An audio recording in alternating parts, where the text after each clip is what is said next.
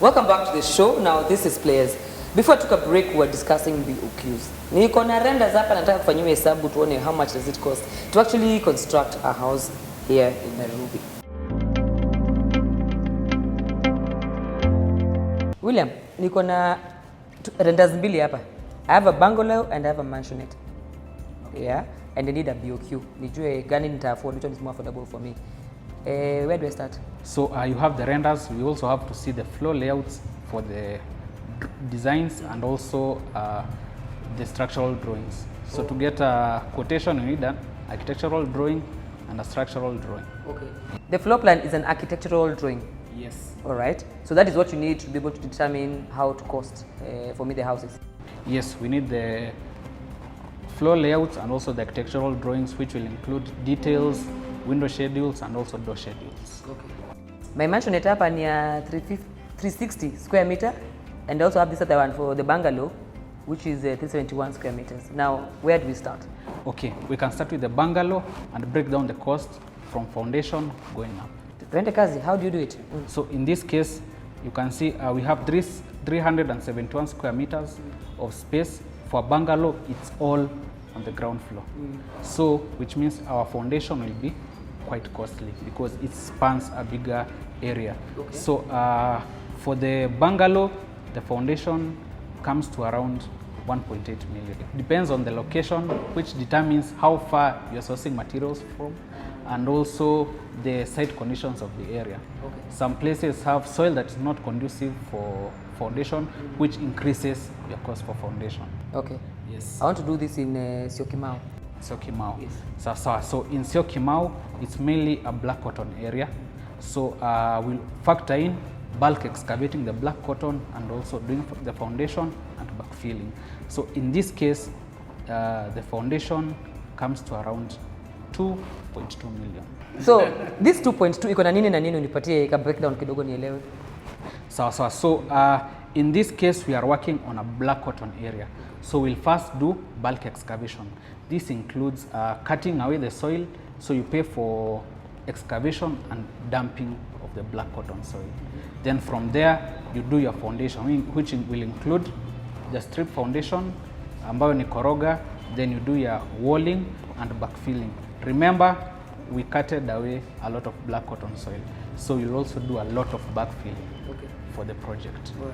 Yeah, so a lot of cost goes to excavation and also backfilling for the foundation. So now we're done with the foundation. That's the cost. Let's go tuinue nyumba. What do we need?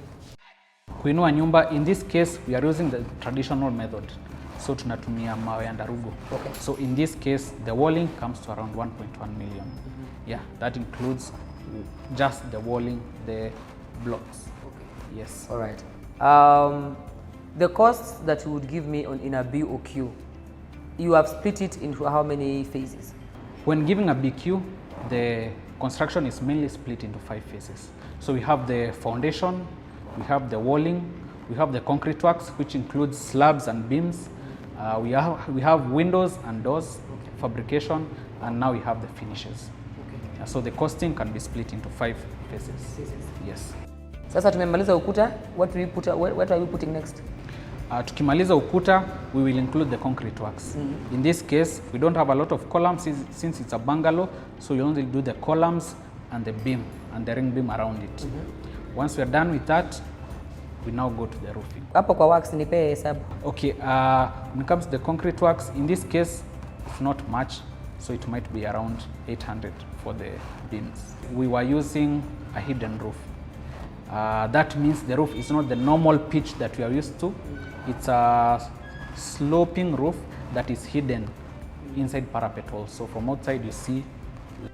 Hiyo ndio design nataka, sitaki ile iko ati kubwa sana. I just want a small roof, like a hidden. That's what I want. Yeah, sure. So that one we did in this case, the costing was around 1.8 million. The second last need the windows and doors, which amounts to around 1.2 million. Yeah, considering in this case we're using solid mahogany doors. So you have to ensure that where you're buying your land is conducive for construction. So which means it will lower your cost for the foundation. When it comes to the house itself, you could lower your cost during finishes. Picking modest finishes will allow you to stay in your budget. Okay. And also thirdly, you can do that by incorporating different designs of roofs. Say in this case we used a sloping roof, yeah, which reduces your cost of timber. Okay. Yeah. Aya, quickly hii ingine niambie pia hii compare for me ni mansionette. Now quickly just give me a rough estimate as well. Does the foundation change in terms of cost?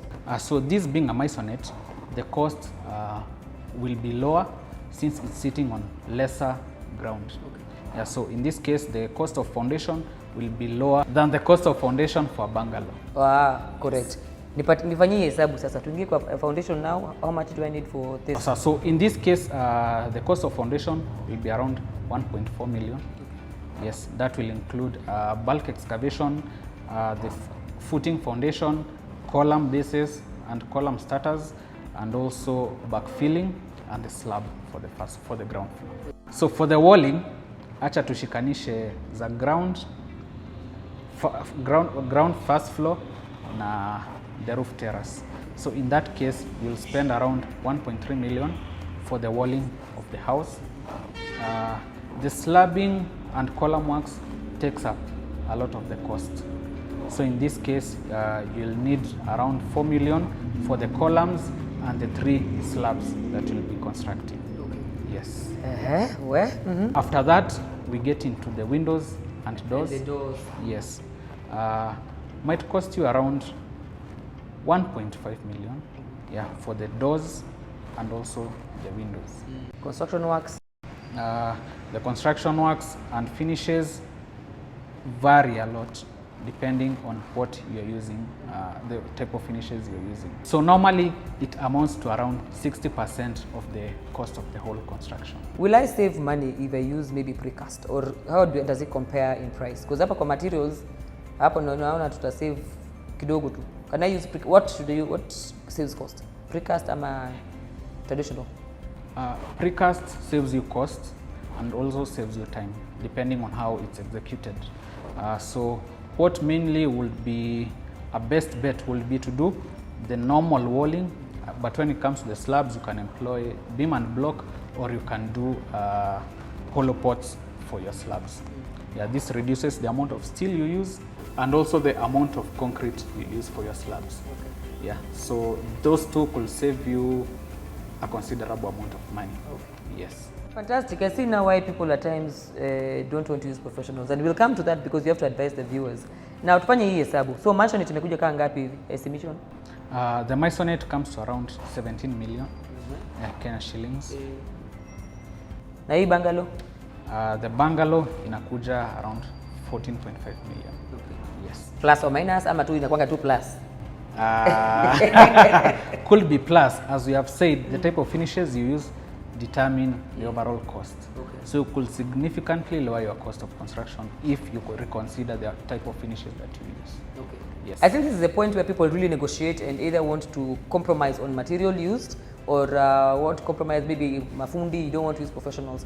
What would you advise someone who actually is being slapped with this kind of numbers and wants to take shortcuts or wants to compromise on quality?